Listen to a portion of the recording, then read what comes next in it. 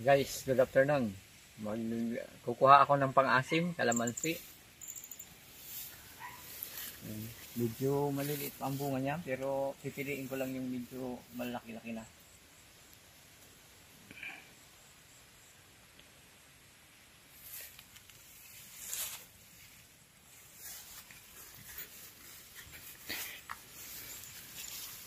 Ilang years na po ito?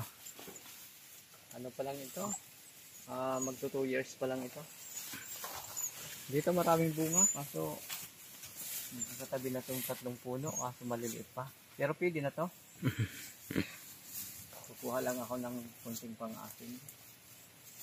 Pwede na pa.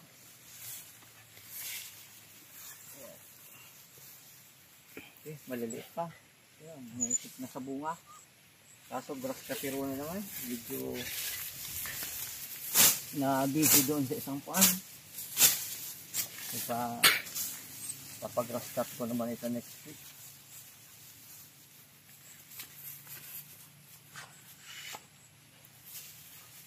Guys, magbisita muna tayo ng ibang panamin.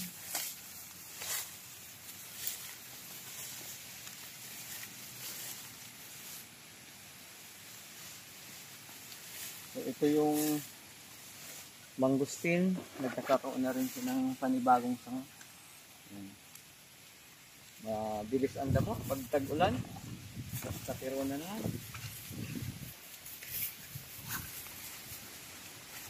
Ito naman guys yung grafted pili. So guys, pero wala pa siyang bunga ngayon.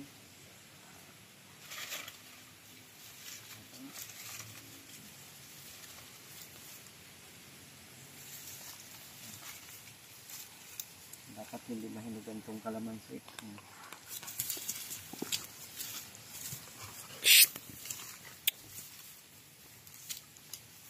Wow, may natira pang papaya.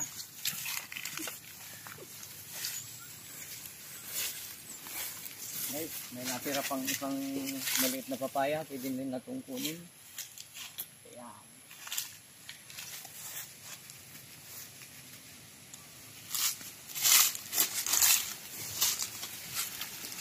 Guys, hindi nagugulay ng lubi-lubi yung caretaker ko dito. Mga magulang na yung dahon. Pero yung isa pwede pa yung kunin. Yung isa, yung dalawa. Hindi natin, sayang yan.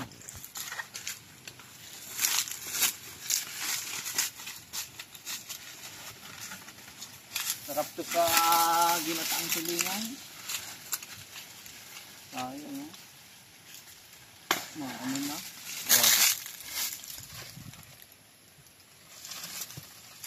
Dalawa. Mayroon pa dito isa.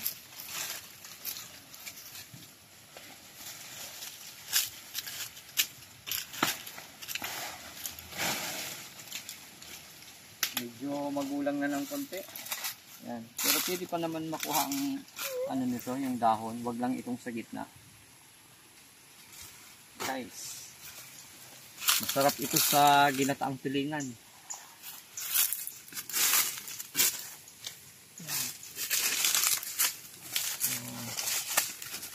Medyo tawag na naman. Guys, yung tingnan, ganda na oh. Ang tataba na. Ang lulusog. Sana ngayong fruiting season, mamunga na rin itong aking rambutan. So guys, yung aking rambutan, RR varieties. Yan, ilang puno rin po yan.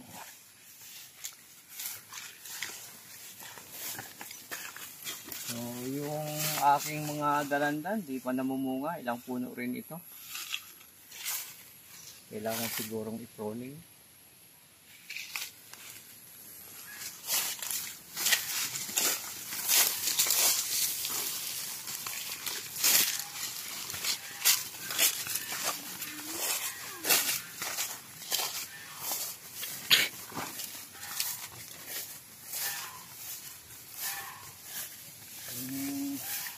Aking dragon fruit. May sakit yung isang puno. Baho.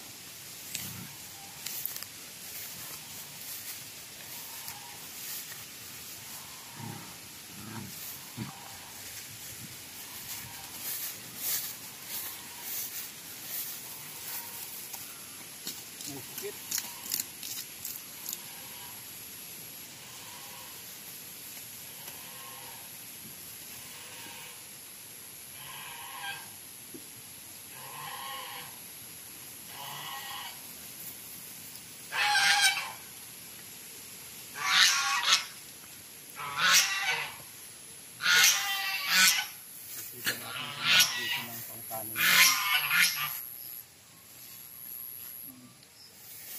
Medyo makulimlim na naman, uulan na naman. Guys, okay, maganda na yung aking mga pinya. Maganda na, oh. Taba na.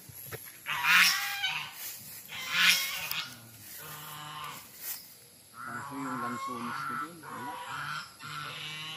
Bago lumaki.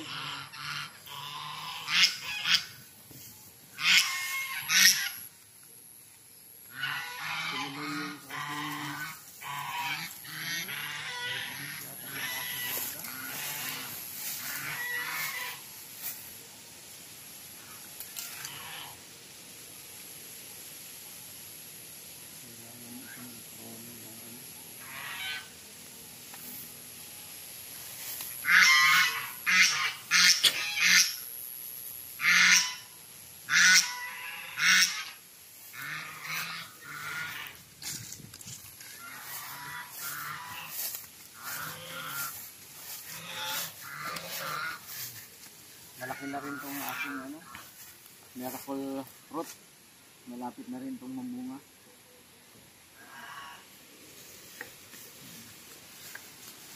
Wow, may bulaklak na yung aking saging.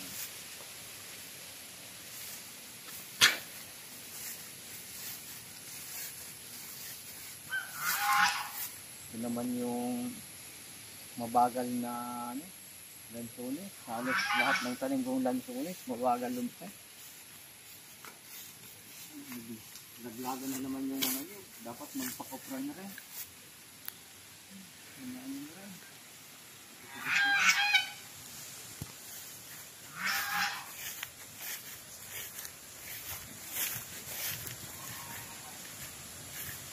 Ay, hindi na pala ako kayong mag-harvest ng kuminsyana. O, hinog na oh. Ito, marami rin bunga. O, ayun doon, ilang puno, meron din. Ayun. Hindi na naman pala akong kumuha nito. I-harvest na natin, sir. Sayang naman ito kung hindi natin i-harvest, malalaglag lang ito. Ayun. Pati yung ko, sininsi, sayang, natumba rin ng hangin. Pero hayaan ko na siyang tumay yung pusa.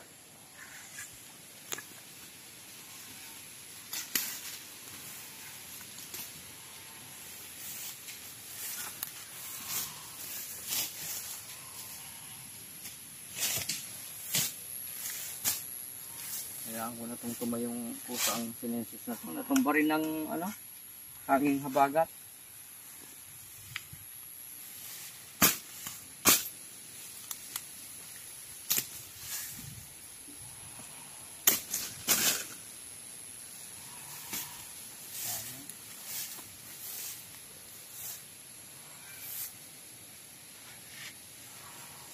Guys, ito ang paparamihin ko rin dito. Ito yung citronella. Yan. So ilang dito sa hilirang ito, halos puno na rin ng tanim. Yan, sa tabing bakod.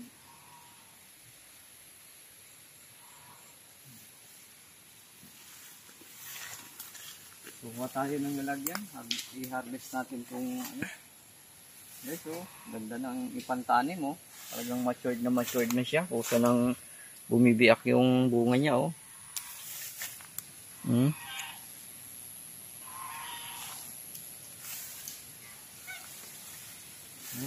I-harvest natin ito para mayroon na naman tayong pampunda. Continuous fruiting ito, guys. Tingnan niyo po. Ito, may kasunod na naman ng mga bunga. Yan, ka-harvest lang, mayroong hinog, tapos mayroong Kaya yung ko dito, kuminsyana, halos continuous fruiting. Pero dahil mga maliliit pa lang siya, Kaya konti pa lang ang na-harvest na bunga. Pero marami na rin ito. 2 hilira, marami na rin puno. Kaso hindi nga sabay-sabay siya mamunga. Yun ang ano. Ganda oh. Ang matured na siya. So ganito ang tamang pag-harvest po ng kumindyana para maganda yung mamaya pag uwi namin, ipapakita ko po sa inyo yung pinatubo kong kumindyana na pwede nang lipat sa seedling bag.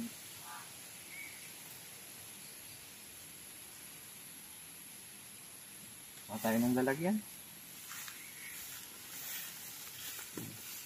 Malasenses. Hiling na muna. Malasenses. Dito, mayroong malasenses. Ito pala mga yung mga dwarf na kunin yan. Ito naman yung aromatic dwarf.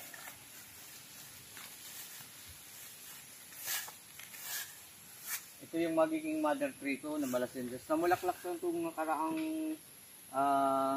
season, fruiting season. Kaso hindi nabuo kasi masyadong naabutan ng malakas na ulan. Yung bulaklak.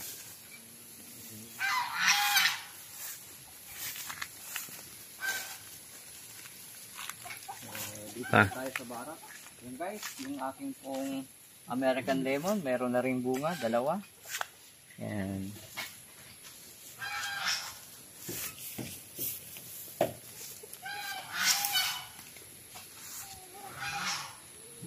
Ito guys, yung aking ibubonsay sana, hindi na baliti, kaso napabayaan ko. Ayan, nakalagay po sa sirang timba. Ayan, ibubonsay ko sana to, baliti. May plastic ka dyan, may mahirap na pala. Ay,